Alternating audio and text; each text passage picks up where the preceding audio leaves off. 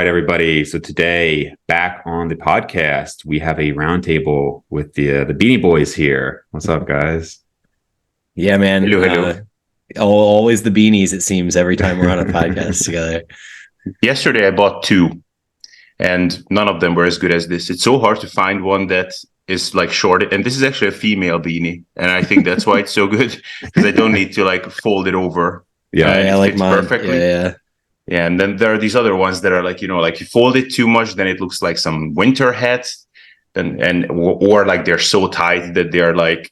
Actually, one of them is so tight that I thought that this could be like a cool like eye lift because like it naturally like pulls everything up. But this one is just perfect. yeah.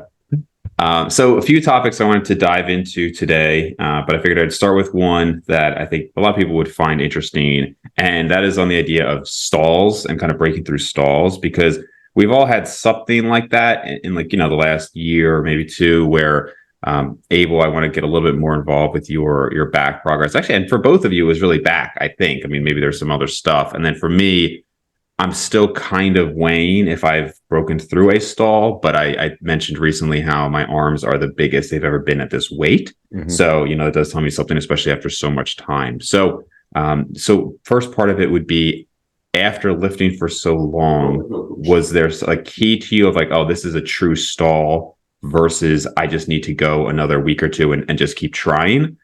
And once you did identify this as a legitimate stall, what would be the first thing you would be changing? My thing is usually upping food or prioritizing recovery more in some way. I haven't really found any for sure training hacks that are going to get you through a stall. I mean, there's the idea of, adding more volume, adding a little more intensity, increasing frequency slightly if you're recovering, things like that. But ultimately for me over the years, it's always been just more food and less outside activity. Whether that's, doing less cardio, less drinking if it was in college, Yeah, or just sleeping more and getting more high quality sleep. So just to understand what you're saying, but like this is what you would do if there's some like weird, mysterious stall, or it like that would be your like one of your first things that you would resort to when things are kind of stagnating in the gym. well, I think you have to kind of distinguish that was the first part of the question, is like, is it a true stall? So you're making gains, you're making progress. If you're a beginner, this is probably not super relevant unless you're really not doing things correctly. But you get to that 5, 6, 7 year mark. I mean, it could be later too. And just firstly identifying, okay, is this just a slow week? Like even if you are progressing well as a late intermediate, that could mean that you're not adding weight to the bar for maybe 1 or 2 months. So is that all that's happening? I just have to keep going, versus no, like what I'm doing is actually working. If I do it for the next 6 months, I'm still not going to progress.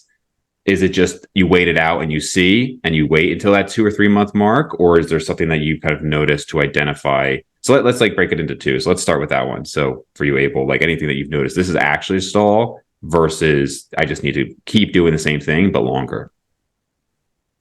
Yeah, so that is definitely one of the biggest things and biggest question marks, and one of the things that makes bodybuilding or hypertrophy training so annoying. And one of the things that makes me wish that it was really just as simple as you do enough volume and you're growing, because then it would be straightforward. Like maybe you would have to spend a lot of time in the gym, but you just do a few more sets and then it's sorted. And this is why you always need to be very attentive and very patient as well. And so I think the first things to kind of diagnose is, well, two things actually: how acute it is, and the other thing is how local versus global or systemic the stool is.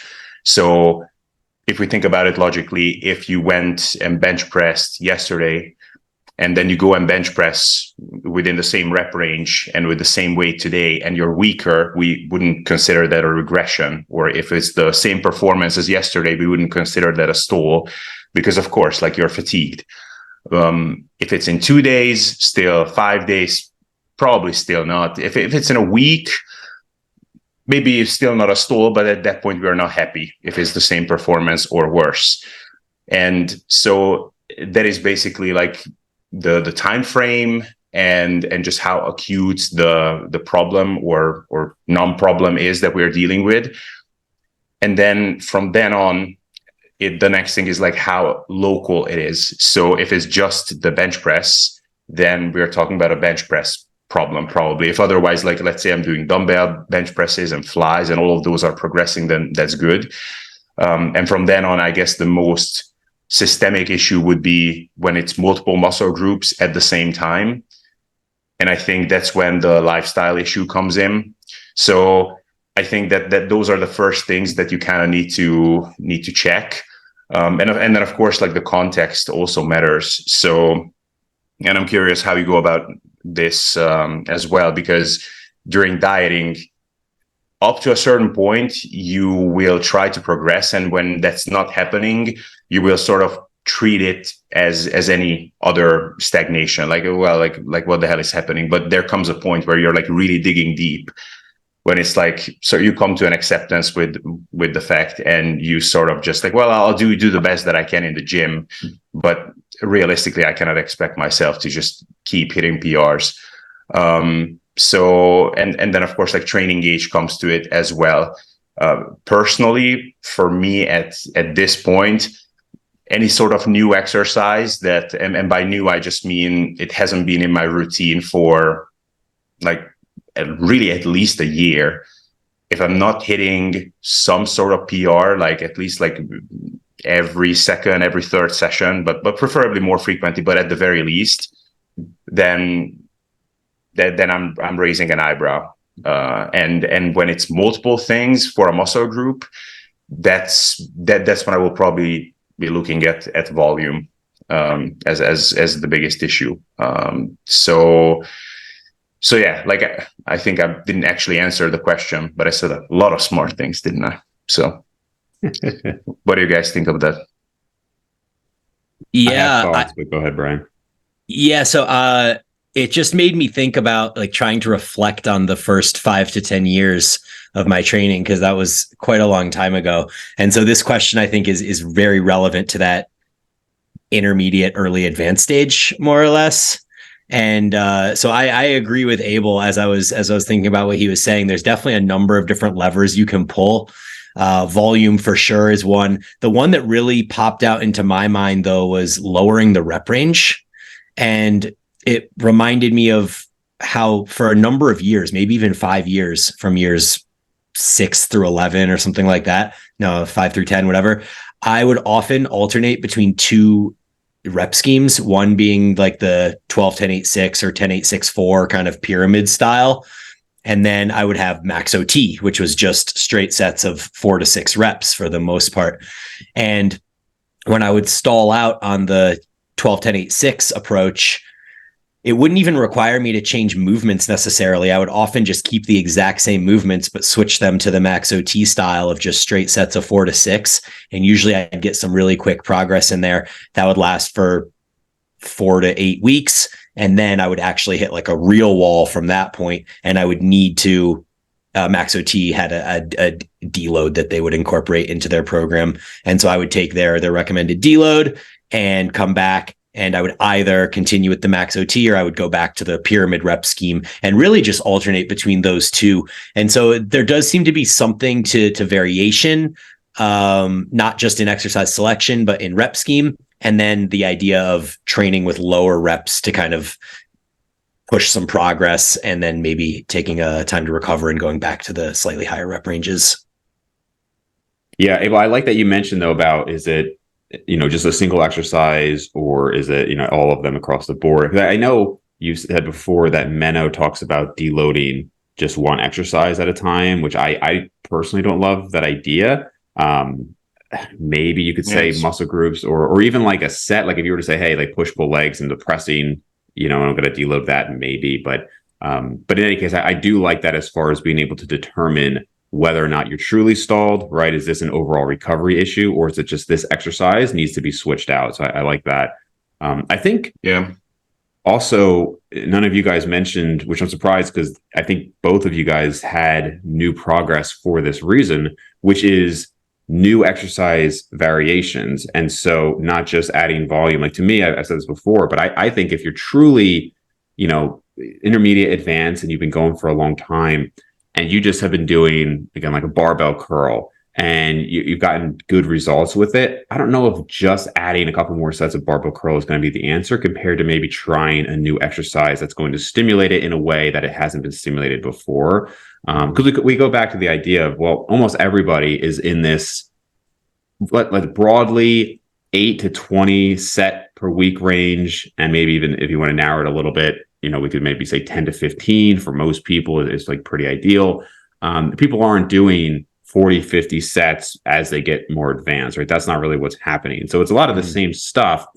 And I think I'm not big on it's all about focus on the mind muscle connection, but I do think that's a component of it. And finding those right exercises for you is a component of it. So I would tell people, if they're really stalled, look at the exercise variation. And, again, I think if your calves are stalled, I don't know if that's going to make a huge difference if you switch from, a leg press to like a barbell calf raise or something like that. But I think for back specifically, even like delts, if you're looking at delts overall, because there are so many different ways and angles to hit it. And a lot of this stuff now with like the stretch mediated hypertrophy and how maybe you can try things that emphasize the stretch more.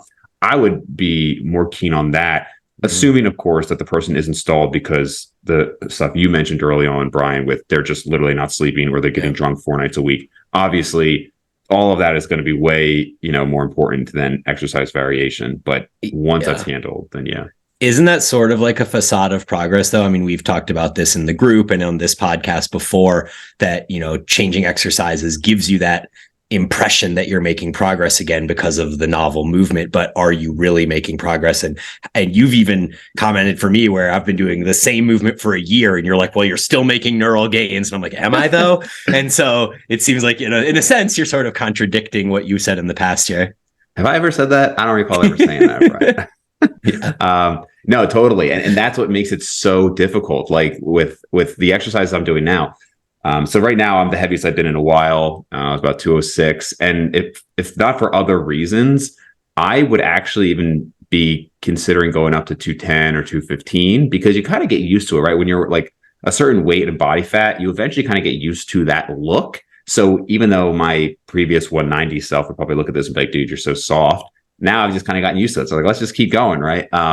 But while I think and feel things are going well, it's really hard to gauge because the exercises I'm doing are not the long-standing ones that I have comparisons to for most of my training career, right? I'm not doing a barbell back squat. I'm not doing a barbell deadlift. I'm not doing barbell bench press. I'm not doing all those things. The fact that the arms are measurably bigger, that is a more tangible thing, but otherwise it is tough. Where that limit is, I don't know of like when you can call this true progress. But that's why I don't think you can just focus on one thing, because I have preached many times about how once you add a new exercise, it is kind of this pseudo progress you get. And I think you need to be doing it for a long time. So I'd still stand by like the exercise variation being important, but I am somebody who believes you've got to be doing it for a long time and not just rotate, even every few months. I mean, I know some people don't agree with that, but I've just seen it in my own experience where we've talked about it numerous times, how much progress, quote unquote, progress can be made without real tangible muscle gain. Yeah, I mean, even doing an exercise differently. Sorry, Abel, just even performing it differently. So with my hack press, I was performing it slow, controlled reps to the bottom, back up, etc. As soon as I added a 3-second pause at the stretch position at the bottom, that changed the movement. And basically I had to drop the weight, 60 pounds, but within a matter of months, I was working back up closer to the weights I was doing before. Now with this pause. So it's really hard to quantify how many gains were made there. Yeah, and actually one thing you mentioned earlier about you're trolling me, you two. You find a way to mute somebody who speaks, just mute Abel so we can hear. Just one more thing on the you mentioned before about dropping the reps. And that's something I like to do almost more from an ego standpoint when I want to reset form. So I just did this on leg curl. So I was getting to the point where I was doing, whatever the machine was 155, and I was getting to the point that it's at 13 reps for the first set. and it was kind of loose. And I was like, well, I hate to see, and again, this is just a mental thing. I hate to see the reps just drop off. So you know what? I'm going to go up a little bit in weight actually, but then accept that I'm going to go down maybe 4 or 5 reps. And then now I'm using a higher weight than I was, but my form is significantly better. And I can just kind of, it is basically a reset. You don't have to increase the weight if you don't want to. I just mentally like to do it that way. And by changing the weight, I think it makes it a little easier to take the ego out of it and say, okay, just reset the form, focus on that, and go back up. Because some of these exercises, like a lateral raise, I'm probably never actually going to increase the weight on a lateral raise in my life, or at least wouldn't need to, because I mean, I know you go kind of heavy on them, or you used to, Bryan, but if I'm doing a 30-pound strict dumbbell lateral raise, I'm never going to get to that same form with even 35 pounds, really. I mean, if you think from a percentage standpoint, it's like a 15% increase in form, or a 15% increase in weight there. I'm not going to get 15% absolutely stronger, right? So sometimes those form resets can be helpful. Yep. All right, Abel, go ahead. Oh, I was just going to ask, do you guys mind if I go to the toilet? Just kidding. Yeah, so I actually do that weight increase proactively, which is what I might have also heard this from Menno. In fact, now that I think of it, I definitely did the plateau breaker. So it basically just like going heavier proactively, and then try to hit an M rep there, and probably I'm gonna get less reps, but then I'm just gonna go back to the weight where I was stuck at. And that, oddly enough, it actually really nicely tends to do the trick. So I go back to the previous weight the next session. And I would guess it's because it stimulates the nervous system a little bit. It actually really nicely helps breaking through plateaus. But what's also interesting, okay, I have it in. I was like, how do I hear you when this is out? I'm just seeing it on the camera. But what's interesting is that I think in practice, usually you're dealing with an exercise specific issue. So if seriously multiple things are stagnating, or most muscle groups are stagnating, and within that, like 2 out of 3 or 3 out of 4 lifts are stalling, that probably means in practice that you seriously mess something up with your programming, or your lifestyle is really not how it's supposed to be. And so it's kind of interesting that eventually everything kind of ending up looking like some sort of a power lifter, like specialization phase on the bench press or on the squat, or it might be the leg press or some machine exercise, but still like you're correcting technique and you're changing, like you're undulating the rep range of that exercise.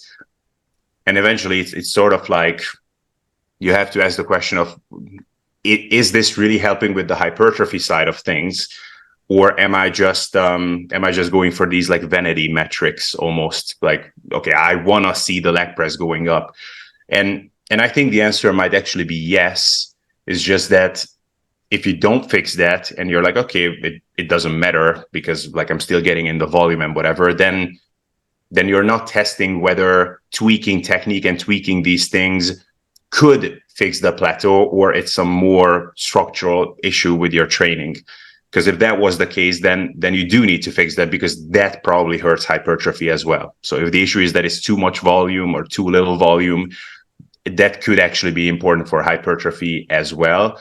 And then what I also wanted to say is that oftentimes it's, I feel like once you're seriously stagnating with something, you either do some big change. So like, yeah, I agree, like going lower in reps can often help. Like with some exercises, I think it's just not feasible to progress beyond a certain point. Like for me with chin-ups, there's no way I could progress for months with a rep target of 12, let's say. Like it's just too many reps. Like my forearms are gonna be guessing out and I'm gonna be out of breath. Like it needs to be like somewhere around like 6, like maybe 8. A lot of people find things like that with the squat, for example. But I think like once you're seriously stagnating, like oftentimes there's also this mental defeat that you suffer almost before you even start the lift. Like I'm sure you guys know that feeling when it's been so many occasions that you went there and tried and you failed, and you go there and you're not even expecting to finally hit that 10th rep or whatever it is. So yeah, that's my input. Cool.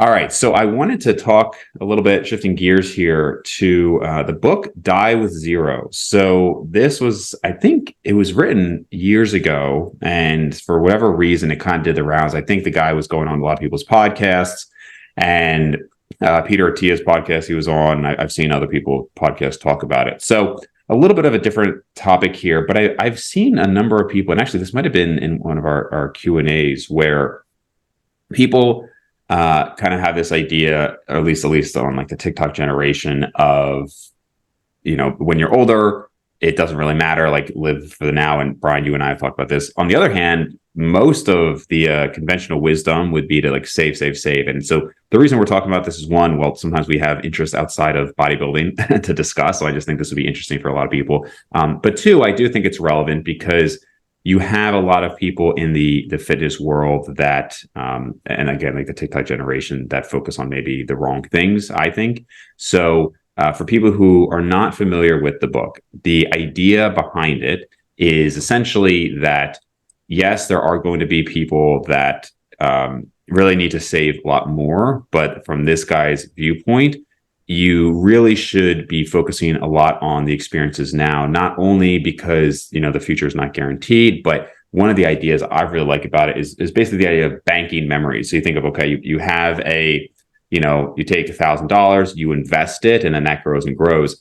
And so then there's some of the stuff in the book that's like, okay, kind of common sense. But one thing I had not really thought about is the idea of like the interest you get on these memories. So if you have an experience at 30, you are going to relive and kind of have those memories until the day you die, which maybe, might be another 60 years from now, versus if you wait, not only may the experience not be as good when you're older, but there's less time to reminisce and enjoy it.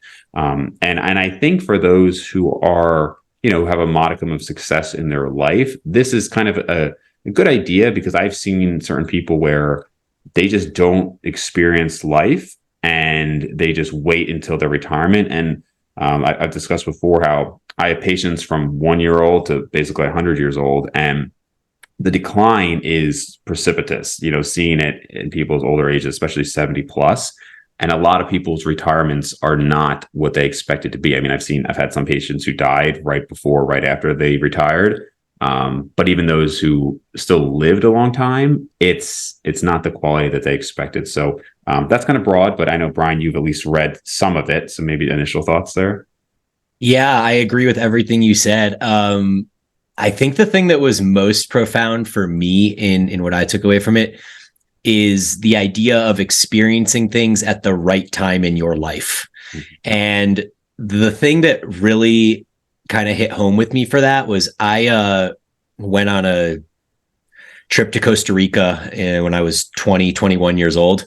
And it was 3 months. I was teaching English. I was working with Habitat for Humanities, building houses. And the entire time I was either living in hostels with, in a room with 5 other guys, or I was in a local housing unit with a local Costa Rican family. And so none of my amenities were kind of what you would expect in America.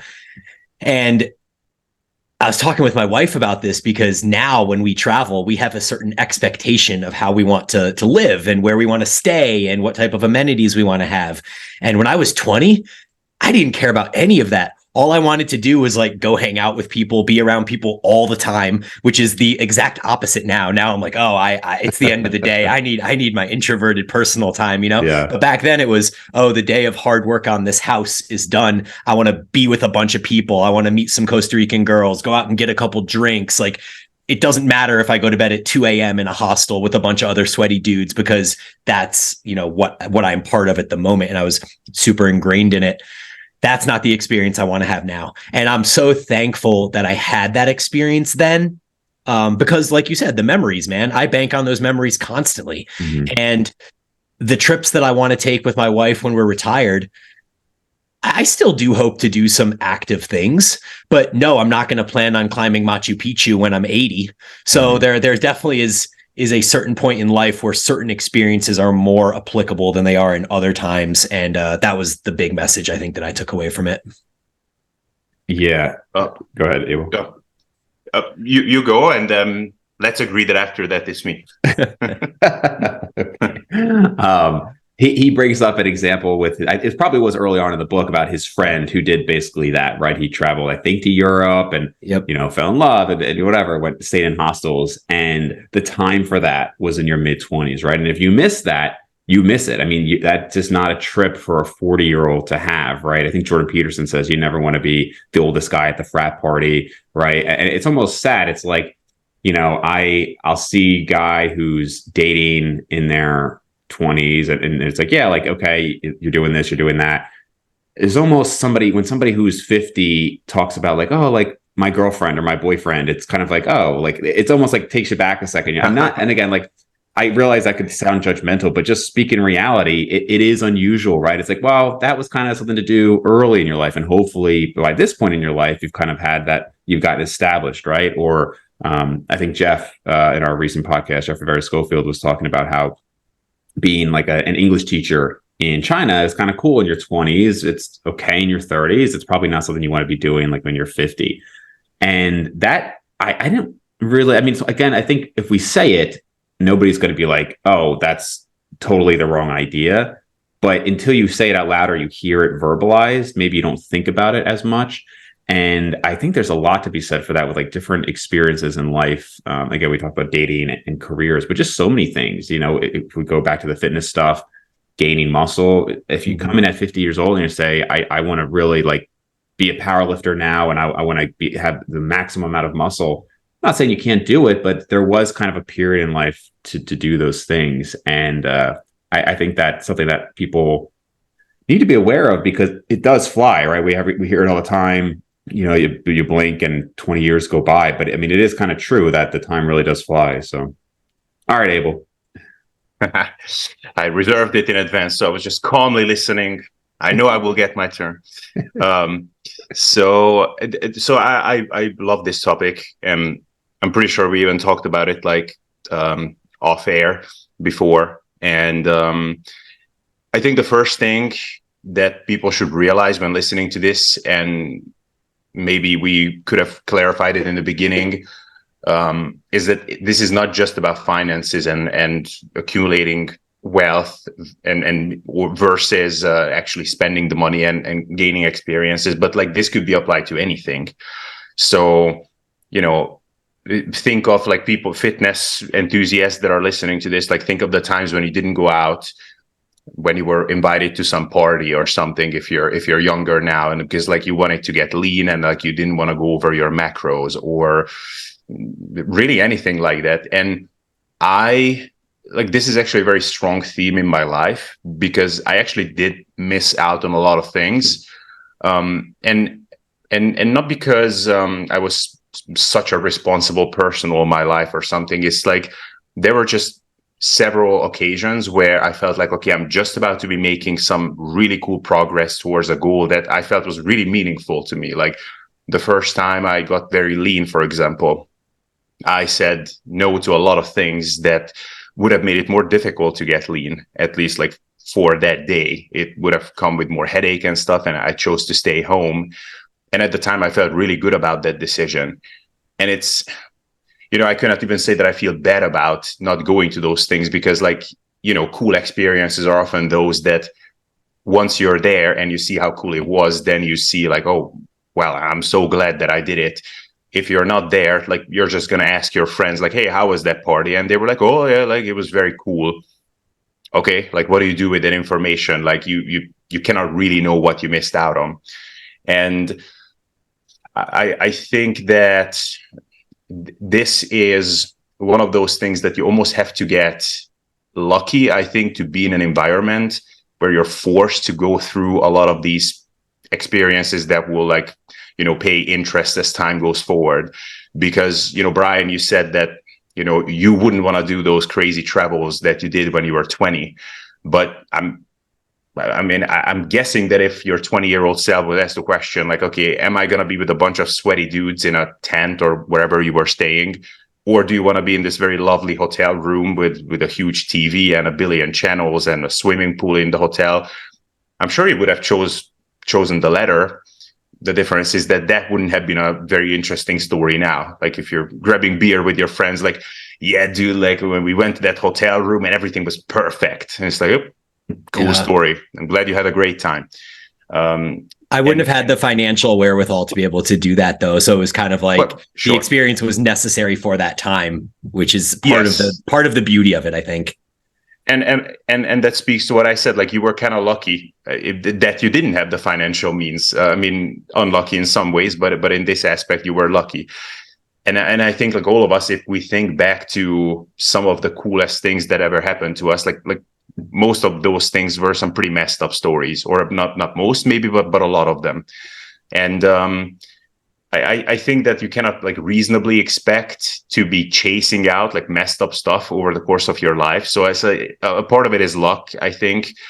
And also part of it is just, having the personality, also like having the surroundings to be even exposed to those things. And, I personally live with a lot of regret, but at the same time, I think it's also important to like forgive yourself for that, looking back, because honestly, a lot of those things I can look back and I could say like, yeah, I wish I did this and I wish I did that. But like realistically, I would probably do the same if I went back, because I understand why I did those things. Like Dave mentioned dating and a lot of those things. I'm married now, so I'm not going around like trying to chase down chicks.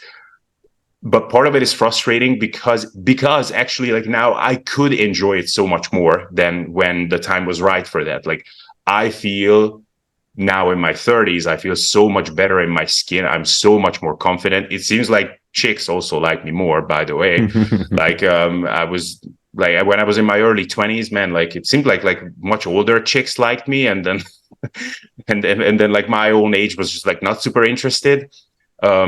So it was very difficult. I always felt like judged when we went out. I felt like I'm put on a parade. Like it's always like every moment, like you have to watch your actions. Like, what are you going to say? Are you wearing expensive enough clothes? Like depending on the people you're hanging out with. I was full of complexions. Like I still had fun times and I still did a lot of those like young guy things. But it honestly, like half of me was always like looking forward for this whole thing to end finally, so I can go home and just like be away from this. Now, whenever I'm exposed to something like that, like, man, this is so cool. Like, and it's so rare compared to that, like that this actually happens. And it's frustrating. So, like I gotta cut some slack to the people that are trying to make up for some lost time, probably in other areas as well.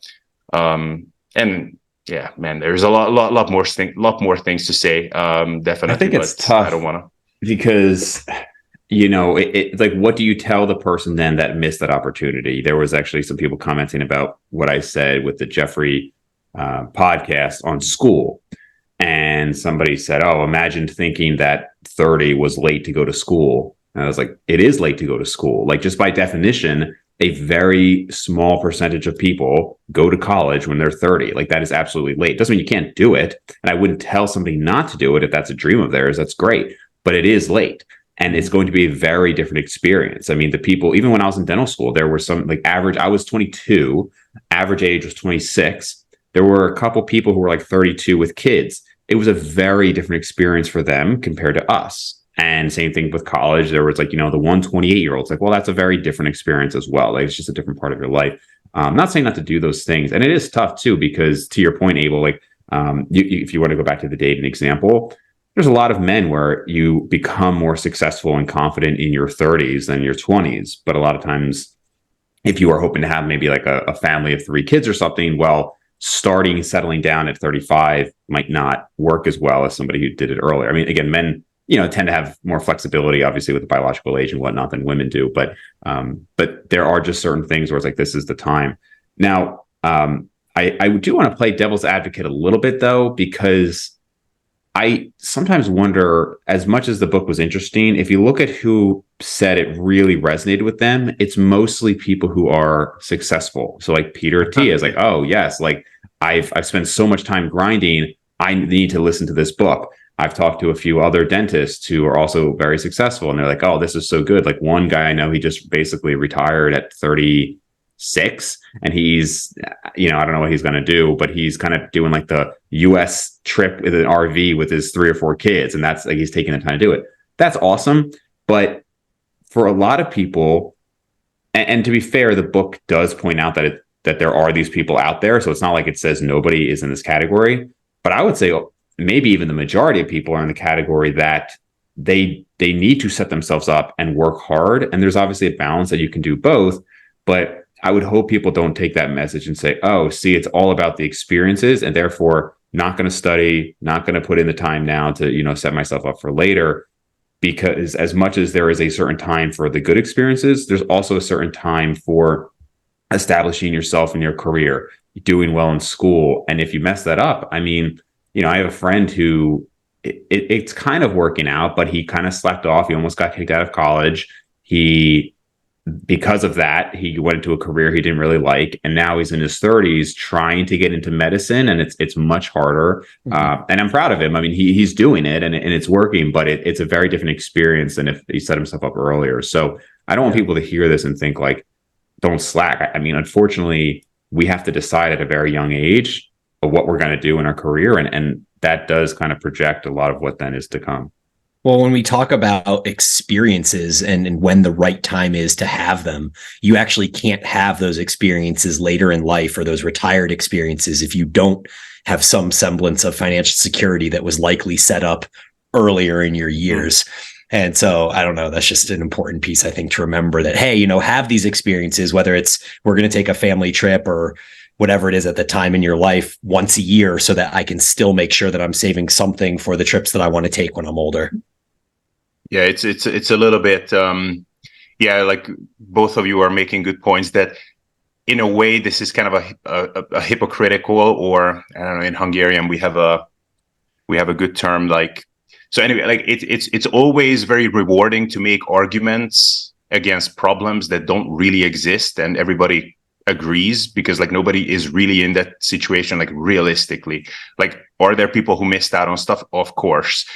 But like, so let's take the going out, like doing like traveling with friends, dating hot chicks and whatever, or hot guys. Like, who are the people that are going to be missing out on those things usually? But it's either the kid who was like the loser in class and nobody wanted to date them or go out with them. So, okay, like, hey, don't miss out on experiences. It's like, yeah, I would really like to, but like others want me to miss out on them, it looks like. Or the kid who didn't have money because their parents were poor. The people who were like 21 and 22, I'm sure in the US it's more because like you're such a like achievement like oriented culture compared to others, I think. But like most of Europe, I can say for sure, the kids that are in their early 20s and are not participating in the cool stuff because they're so responsible, I mean, there's not many who otherwise would have the opportunity.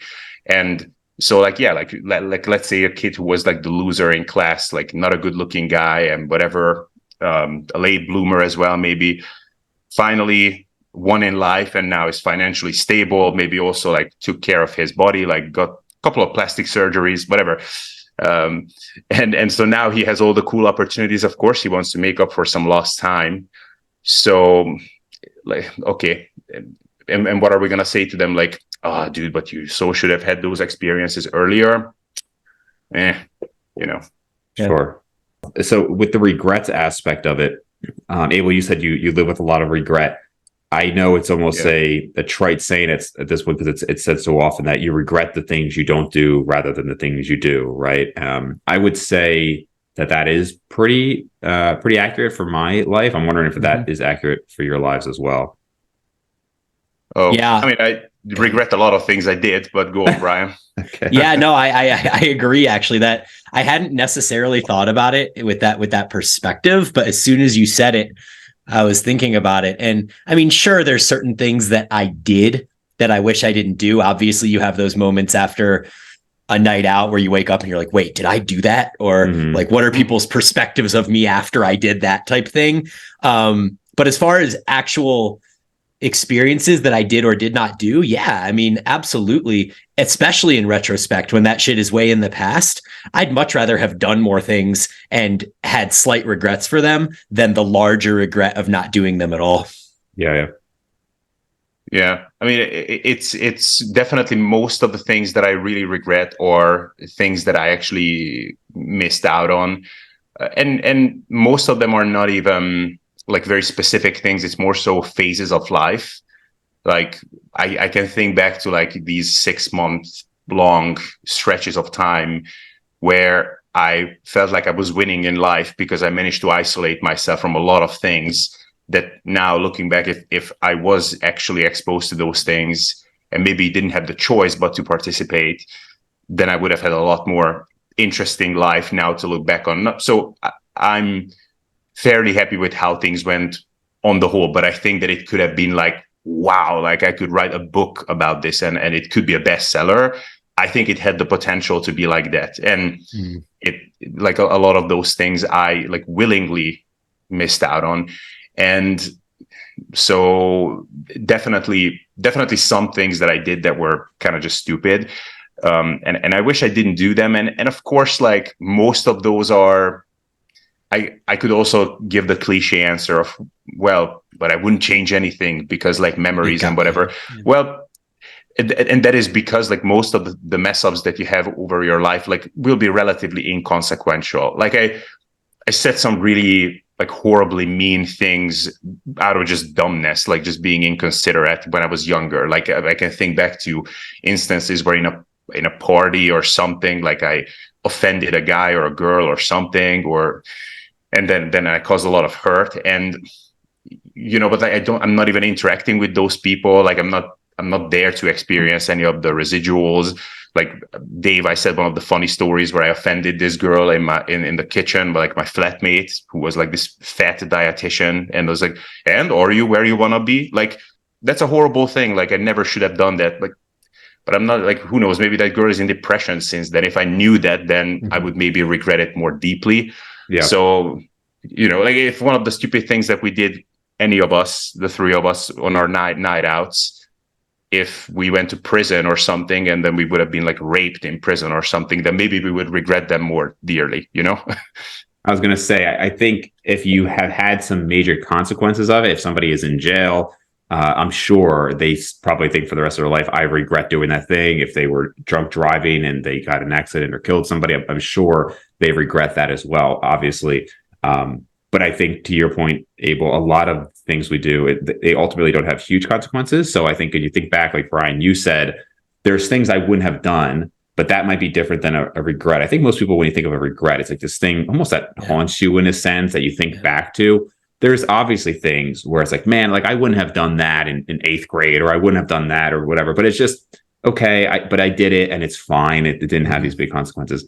Definitely for me, like the experiences I missed out on, that's the big thing I regret. Like, oh, when I was there, I really should have done that, or I should have taken the time to do that, or we had this opportunity to go see people and we didn't do that. Those much more so are the things that I regret. And I try to, I'm pretty good these days about enforcing that I do things even if I don't want to, because I know, again, you kind of bank on those memories, but it is still hard because I think there is, at least for me, like I am actually naturally introverted. And so there's a lot of times where it's like, man, I know I'll have good memories and a good experience if I go do this thing, but it's so much easier to just hang out at home, and you really do have to kind of force yourself to do it. Yeah. And like sometimes Bryan, you go, then me. No, you're good, man. Hit it. I got one last thing to say that's kind of tangential. So go ahead. Yeah, it's just sometimes difficult to be really honest about it and not hypocritical, because in some cases where you say like, look, do it, like what's the downside? Like a typical line, for example, I remember trying to convince one night a friend of mine in high school to go up to a girl and approach her, and he was like just scared shitless, so he didn't want to do it. And I was like, but what's the downside? Like worst case scenario, you will have a cool story. Best case scenario, you might actually hit it off with her, and what's gonna happen? Like you don't even know her. And the thing is that maybe now, even he would say like, well, I wish I had that cool story, but like that's not even completely true. And I think this is true of other things as well, that it's not like a bad experience now. It's just like, oh, like it just happens and it's nothing tomorrow. Mm-hmm. And then 10 years from now, it's going to be an amazing story. Like, not like some things will actually kind of hurt you for a while, potentially. Like, for example, that guy, if he went up to that girl and feels like he gets horribly humiliated, like that might actually hurt his confidence for a while. And like, there's so many like confidence, like credit points that you can lose before you turn into a intimidated little mess. So, and this is true of other things. Like, I've been on a lot of weddings this summer as a guest, and they were always trying to get me to go up and dance. And like, even now, probably I would have some funny stories to tell you about like how horribly humiliating it was because I cannot move to save my life. But and then, man, like I would have felt so humiliated there, like that I'm like the most ridiculous sight on that dance floor. And like that would have influenced like how I go about things going forward when I meet those people again, whatever. So it's yeah, funny it's you difficult. say that, Abel, only because when you were talking about the fear of going up to a woman, there wasn't like a lot of relatability for me there. I was like, I don't really care about that kind of thing at all. And then the second you said dancing, I was like, oh no, that would suck. Yeah. Yeah. So I guess the last thing I was going to say is that, kind of related to those things of just one specific instance in your life that potentially can change the outcome long term. And so there's a movie from the 90s called Sliding Doors with Gwyneth Paltrow where she's rushing for a train, and in one of her lives she makes the train and she catches her boyfriend cheating on her, and then her life goes in this new direction. And then there's another life of hers where she misses the train, never catches her boyfriend cheating, and basically ends up living her life with him. And so I think about life a lot of times in these sliding doors moments, as I call them. And so in that situation, Abel, maybe your friend goes up to that girl and maybe he humiliates himself and ends up with terrible confidence and never gets married and never has kids. And it's all because he got humiliated. Or maybe he goes up to that woman, they hit it off, he ends up marrying her, has kids with her, and his life is completely different. And so it's almost silly to reflect on moments like that and try to project something that may happen that didn't happen. But I do sometimes think about things like that. Like, what if I didn't go to the same college I did? Or what if I didn't date this girl in college? Or what if I went into the exercise profession directly out of school instead of spending 3 years outside of exercise working in, government contracting? And so there's all these pinnacle moments in our life where we make these decisions and they are what they are. And we reflect on them and we say, okay, I am where I am. And I'm so thankful I'm where I am. So I wouldn't change anything along the way, but what if? And so those sort of things I think are interesting as well. Yeah, for sure. Yeah, we can go into the next topic, but the whole butterfly effect of one thing is just always amazing to me. Like I went early decision to this college, and because of that, obviously everything after that is completely different, right? So yep. Cool. All right. So powerful that I'll take off my hoodie. Another jersey. Expose the LeBron. Yeah, baby. So Bryan, I'm like the heaviest I've been in a while. You're the lightest you've been in a while, right? You want to talk about how you've been eating a ton and losing weight? Well, I was until my bike race ended. So, Okay. So I'll just quickly give you the TLDR on the last 9 months. I signed up for a bike race. We talked about it, I think, on a prior podcast. I trained super, super hard for this bike race, accumulated a ton of mileage at the last 2 months prior to the actual race, which occurred on October 7th. The 2 or 3 months before that, I was averaging between 8 and 11 hours a week on the bike. And so that was about 140 to 160 miles a week. It was a lot of movement. Most days, my Apple Watch would tell me that I was burning 1,500 to 2,000 calories just from all the movement I was doing. And so my body weight plummeted. Despite eating every single thing I could possibly get my hands on all day long. I wasn't doing any intermittent fasting. I was just eating food all the way up until right before bedtime. And my body weight plummeted all the way down to 180, which is lower than any of those photo shoots that I've done. So in the past 3 or 4 years, I've done a number of photo shoots. The lowest I ever was for any of those was 182. I got to 180 and it was effortless. I never had to hold back on any food item that I wanted to eat. I was full all the time. Wow. And any tracking of the calories? No tracking of calories. I was just trying to eat to the point of being full every day. Wow. For every meal, basically. And my body weight just kept going down and down and down and down. And so I held the low 180s for a couple weeks toward the end of that bike race. And then now we're 4 weeks post bike race, and I'm back up to 189, 190 is kind of where my body weight has been settling. Okay. And it's still going up. So my guess would be that it continues to climb a little bit unless I actually do something to kind of halt that.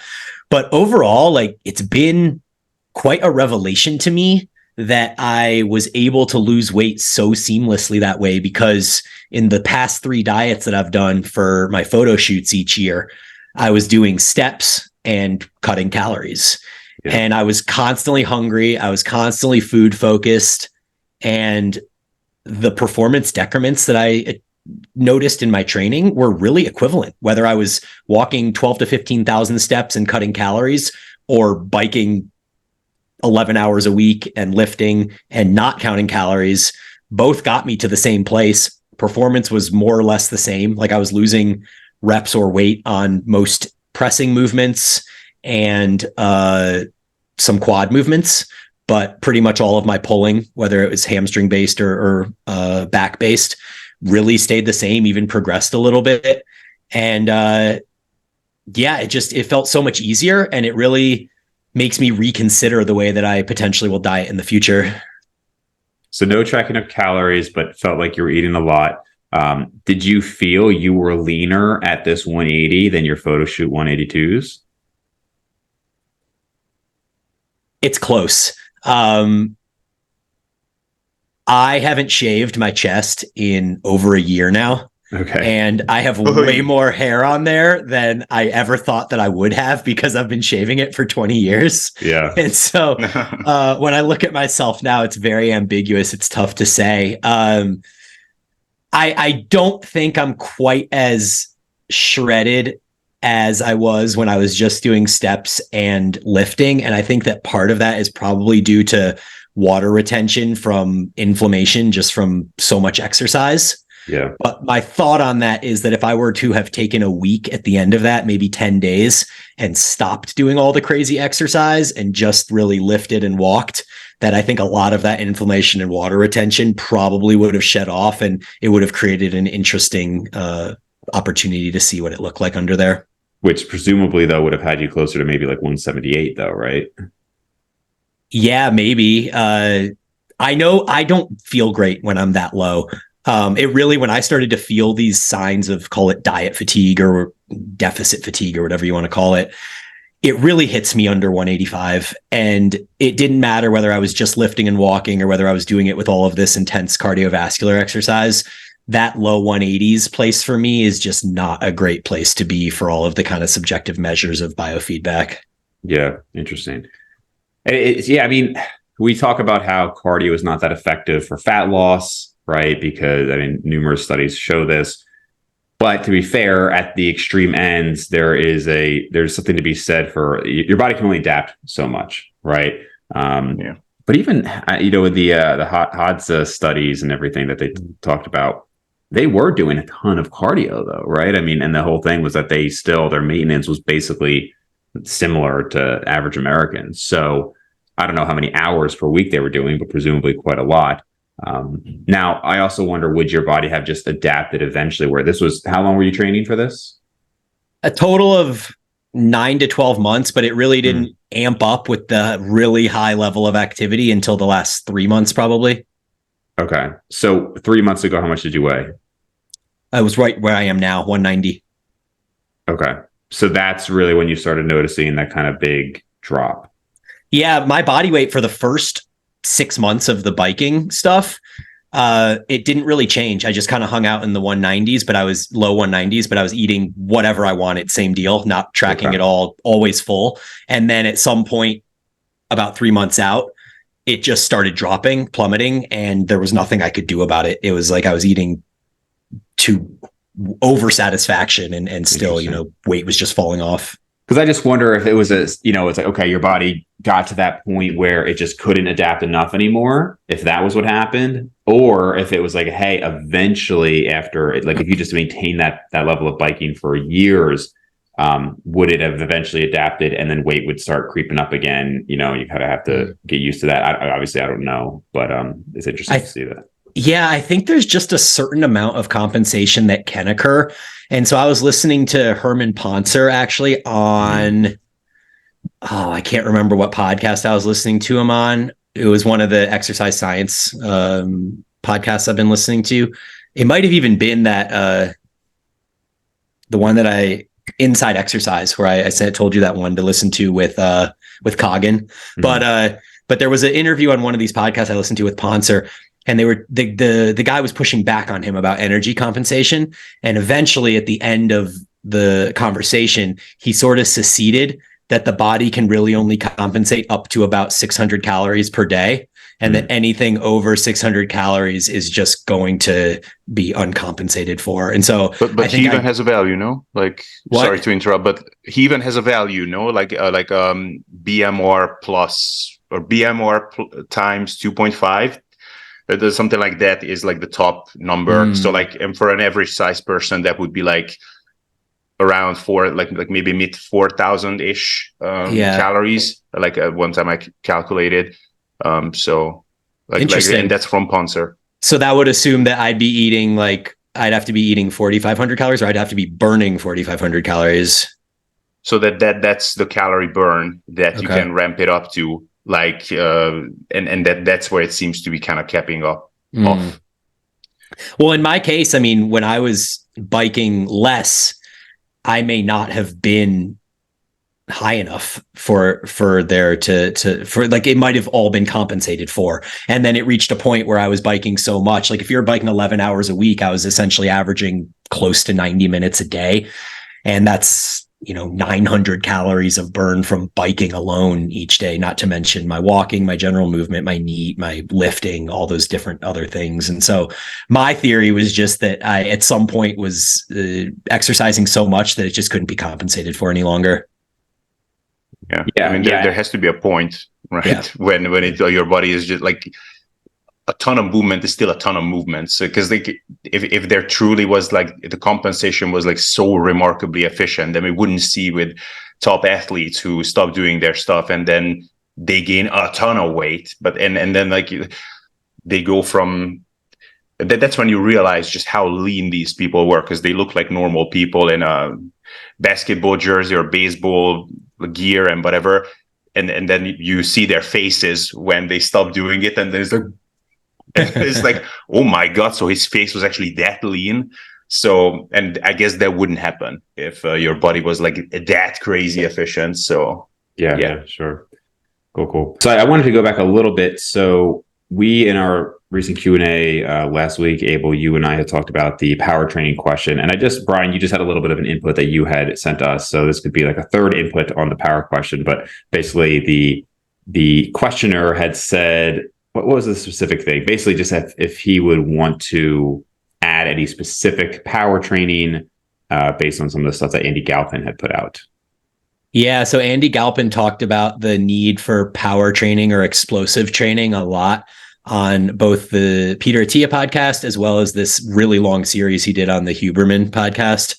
And I think it's pretty common knowledge that our explosive dynamic type efforts are the first things to decrease as we age. So like Olympic lifters have their peak at a younger age than powerlifters do, which are doing more of the slow controlled type movements. And then bodybuilders obviously can have their peak significantly later than that. And you also see things like sprinting and jumping ability decline faster than any of these other kind of strength metrics or athletic metrics. And so Galpin was basically saying that it's very important that we train these explosive movement patterns to keep our body in a condition that, we don't lose these abilities. And so we know that I did a bunch of CrossFit from 2009 to 2016-ish, and that included a ton of Olympic lifting, which I really enjoyed. I enjoyed it from the technical aspect of it just being more than lifting things up and putting them down, but having to have some sort of learning aspect to it, and the neural piece as well. And I haven't done any Olympic lifting really, aside from maybe twice in the last 5 or 6 years. I'll drop into a CrossFit gym and they'll be doing cleans or something, and I'll jump in and do that with them. But listening to those podcasts and then just kind of thinking about how much I loved it back in the day has really made me feel like I want to introduce some of this stuff back in. And I think that there's ways to do it in a manner that doesn't mitigate hypertrophy. And so like one of the common arguments against doing explosive Olympic style movements is that they're really hard to learn and they're injurious. And so I agree with both of those things. They are hard to learn and they can be injurious if you're not performing them correctly, which, unless you have a coach on hand with you, cueing you and teaching you from a broomstick or a PVC pipe forward, yes, it can be hard to learn. So what I mentioned to you guys is that just kind of getting back into it, I've just introduced a clean pull, which is literally like a sort of like a deadlift with a hip hop explosive high pull at the end. Mm-hmm. And so it's not nearly as risky as the other movements, but it still incorporates that explosive coordination of momentum through the entire body. And I think that that's just slightly different than bodybuilding training where you're using an explosive concentric, because yes, you're training the fast twitch muscle fibers through lifting as quickly as you can and through quote exploding up. But it's training it specifically for one muscle or movement pattern that is related to the push system or the pull system or whatever that is. When you're doing it in the Olympic lifting style, you're incorporating the entire body, especially the important areas of the glutes and the hips and the erector muscles of the midline and things like that, where most of our power generation comes from. And so I was just, writing you guys on the group to say that I'm incorporating this stuff back in again. There's potentially value in it, in my opinion. And I don't think it will have any sort of deleterious effects on hypertrophy training, if that's the main goal. Yeah, I certainly don't think there's going to be any negative effects to it, again, other than like slight injury risk. But it is kind of amazing to see athletes who, in one sense, it's maybe not as bad as we perceive, because even if you go from the 99.9th percentile to the 99.7th percentile, you go from elite to like maybe not even making it in the league, right? Yeah. So maybe it's not as bad as it appears to us, but seeing some fighters, for example, how they perform in their late 30s, even compared to their early 30s, it's just kind of amazing. Like Chuck Liddell, people know the UFC. Chuck Liddell fought Tito Ortiz 3 times, and the first 2 times he beat him. Third time was like years later, and obviously with combat sports, there's maybe some actual brain damage and things going on as well, but I mean, it literally just looked like a drunk uncle fighting at like a picnic or something. I mean, it was just so slow. It was just kind of amazing to see. And you do see that with some of these guys, where it's just like, this is just not the same person. Which is actually, anybody who saw Mike Tyson's, I don't want to say comeback, but he kind of had an exhibition fight maybe. That's what I was thinking of. Yeah, he actually looked pretty incredible in some of his training videos. The fact that he was able to maintain that much power in his whatever he was, his 50s at that time is pretty amazing. But just that in natural bodybuilding, and going back to what I had a video why natural bodybuilding is kind of like the best physical endeavor, just how long you can maintain that compared to explosive sports and whatnot. And even like Mike Tyson, even if you look at him like back when he was in his 20s and then 30s. So I think he went to prison when he was something like 25, I think. Mm-hmm. And he was there for like 3 years. So I think he came back at age 29. And he was still very good, like close to his best, but visibly slower. Mm-hmm. Like when he was younger, it was like, it was hard to believe that this guy is like around 100 kilograms. Like it looked like this guy's 75 kilos. He was so unbelievably quick. And it's kind of hard to explain, like, why does that go necessarily? Like, is it because like he was still lean. Like when he came back, that was like one of the most shredded you've seen him. So why does that explosiveness reduce by that much and so quickly? It's really quite remarkable. Mm-hmm. Yeah. I think if somebody were to want to incorporate explosive activity in as a longevity tool or whatever, as they're getting older, or just to stave it off as you're younger, it doesn't have to be Olympic lifting with a barbell. You can achieve triple extension through hips, ankles, and knees via high jumps or broad jumps, or I really like the dumbbell snatch. I use that with a lot of my clients that are interested in this because it allows you to get that full extension of the hips and everything, and the coordination of the timing of pulling without having to worry about the barbell in space and where that is. So, the number of different ways you can kind of go about getting explosive, but I do think there's potentially some value in that. Yep. Bryan, I did want to ask you, you ended that arm experiment a few months ago now. What have you been doing? Have you stopped arm training entirely after that? Or are you back to symmetrical training? Yeah. So I'm on a push-pull legs split right now, and I'm training arms as I usually would. No changes. It's funny because when I finished the experiment, my arms were even in strength for the first time in my life. Always my right arm had been, a rep stronger than my left in most cases. And when I finished that experiment, they were even. I did the testing and I was very surprised how they were even.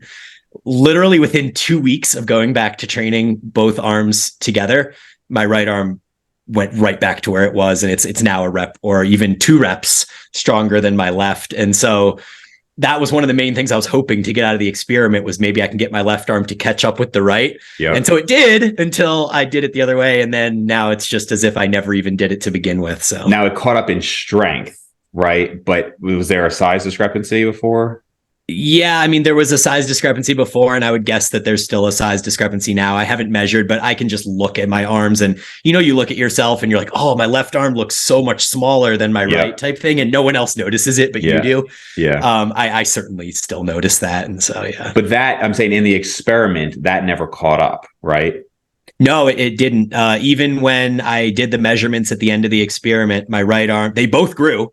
Yeah. But my right arm grew a quarter inch and my left arm grew a quarter inch according to my measurements. Right. So yeah, they both grew despite not even training my right arm at all. So for people who are not familiar with the experiment, Bryan did not train his right arm at all for how many months? 6 months. 6 months. And your left arm, you actually increased volume, right? Yeah, my left arm was doing about an average across the 6 months of about 9 sets of biceps a week, direct, and about 7 to 8 sets of triceps a week direct. And then I was doing bilateral movements for all of my pulling and pushing. So my chest movements, my shoulder movements, my back movements, those were all done with both arms. So I was still training my right arm indirectly, but the left arm was getting a total of, 17 sets of direct arm work each week. Right. So I want to comment on the left versus right thing, and then also maybe some controversial statements that I've kind of alluded to before. But so regarding the right versus left, that is definitely something I noticed quite a bit. I have a 1/2 inch difference between my arms, but even then it looks like more than that. I mean, there's times where it's like with a pump, I'll be like, man, this right arm looks like this is an advanced level arm. And this left arm is an intermediate level arm. And it's just looks like 3 years of progress difference there. But what I was going to say is, unfortunately, this just reinforces my beliefs and statements on a lot of stuff just not mattering. Some people put out these messages of, oh, I'm this size because I've been consistent for this long. I had the experiment where I only trained pressing movements with my left leg it was a while. I have to go back and look at the actual dates, but it was like a year. And it did make a difference. Even all the isolation volume was the same for both, but the pressing did make a difference. Within a couple months of going back to doing both, completely symmetrical again. So my thighs, same measurements, as if it didn't matter at all. Greg Nuckols talked about a study where it was, consistent training versus I think they were taking 2 weeks off every 6 weeks or something. Results were pretty much identical. I know we've all probably known countless people who take some time off, they come back, they're basically back where they were. I think Jeff Alberts has that post where in like one, he's like sleeping on the couch eating Oreos or something. But it's like, yeah, but you're back to where you were within a short period of time. And then recently an update to my calf experiment. So for people who followed along, 3 years of just training my right calf. And actually towards the end, it did seem to make a very slight difference. I think if I were to guess, I think it was some of the really intense stretching that I was doing after it. I was doing it quite often and a good amount of volume. Nothing crazy. I mean, it's maybe 15 sets per week, but each one was ending with this intense stretch. But I ended up developing what I believe was Achilles tendonitis by doing that. And so that's basically where I called the experiment that. And also I was kind of wondering if some of the asymmetrical training was maybe leading to like other orthopedic issues. So I just decided to just kind of halt that. So I just looked back actually, and it's been 14 weeks since I've trained either calf. At the time, they were now slightly lighter, but they were a 1/4 inch smaller than they are now. So I just measured them this morning. They have grown about 3/16 of an inch, let's call it, since then, even though I'm not training them at all, which again reinforces my beliefs. But again, they are now completely symmetrical. If anything, actually, the left, which is the one that has not been trained for probably 3.5 years now, is maybe 1/8 of an inch bigger. And you can say, like, I'm actually pretty asymmetrical. So my, like the muscle belly shapes are different. So that could have just been naturally like what it was. So all that to say is that despite 3.5 years of doing that, they're now basically exactly where they would have been proportionally. So I really do believe that for a lot of people, I understand we can talk about bringing up weak points and shapes and everything, but outside of, I think a lot of that comes from the performance enhancing world, where you can have site enhancement, various drugs that help in different ways. Definitely not saying that you can't bring up different muscle groups. We've talked about that a lot if things are being trained ineffectively. But I really do think for the most part, it's like, look at you, Bryan, 2014, 15 CrossFit, right? Back then. I mean, I would guess most people aren't going to see a distinguishable difference between that and you now. So it just goes back to a lot of like, find what you like, do it consistently. But some of these unilateral experiments, I think, are kind of eye-opening. Yeah, I think if we were to point out even one thing that is different between me and then, would just go to some differences in back musculature, and that would be stuff we've discussed on the podcast before. But a lot of the things Abel mentioned yesterday, or when I was listening to your Q&A about, introducing some of those new movements that get you to stretch across your body and stuff like that. But yeah, for the most part, man, at 2014, I was still 17 years into training. So like, there's just not going to be a lot that changes between 17 and 25. Yep. Yeah. Abel, any closing thoughts? So just one input as a bit of a teaser. So next week, I think, next week podcast I'm going to drop with Alex Leonidas, nice. Or as we would say in Hungarian, Leonidas Sándor. I'm going to explain that on the podcast why I said that. But I was asking him about his arm specialization protocol, because he did start training it with isolation lift, which he didn't do before. And I was actually quite baffled that the arm volume that he did was like 8 sets, tricep, bicep combined per week on top of the compounds. And that's it. So like that extra inch or whatever that he put on his arms over, I don't know what time frame. And that was that. So I expected at least like 15 bicep, 15 tricep, something like that. It's like, nope, 4 bicep, 4 tricep. And then I was like thinking about it, and it's like, why is it that surprising? I mean, it's not like he didn't have good arms up until that point with 0 isolation lifts. He added 4. And like, if you're doing currently 10 for your biceps, let's say, and then you go from 10 to 14, I mean, you would kind of notice that's a notable difference. And he went from 0 to 4. So I guess like proportionally, that's a bigger difference, even if you cannot divide by 0. But yeah, so, but it was still interesting to hear how low the volume was. Yeah, for sure. I think that's Steve not relating to anything, but well, no, Steve Hall just had a post where he talked about for arms, because it's a strong point for him. I think he said he was doing 8 sets per week. I think it was it was like 4 for biceps and 6 for triceps, I think. Maybe it was less. Yeah. Yeah, no, sorry, because that was actually, I'd messaged him about this, but like the way you wrote it, I can't tell if you're saying it was 4 per these exercises, but no, it was 4 total for biceps. Yeah, 6 total for triceps. And his arms are ridiculous, right? So, which I'm kind of glad to see him, because I think he was at some point more leaning towards like the higher volume stuff, but I think he kind of comes to the same conclusions that we all kind of come to, right? So, yep. Cool. Yeah. All right, guys. So you've been on here many times before, but where can people find you? Yeah, Bryan Boorstein on Instagram, Paragon Training Methods, Evolve Training Systems, podcast, Eat, Train, Prosper. And yeah. So I'm Abel Fit Stuff on Instagram, SSD Abel on YouTube. And yeah, I would start there. Cool. Thanks, guys. Thank you. Thank you.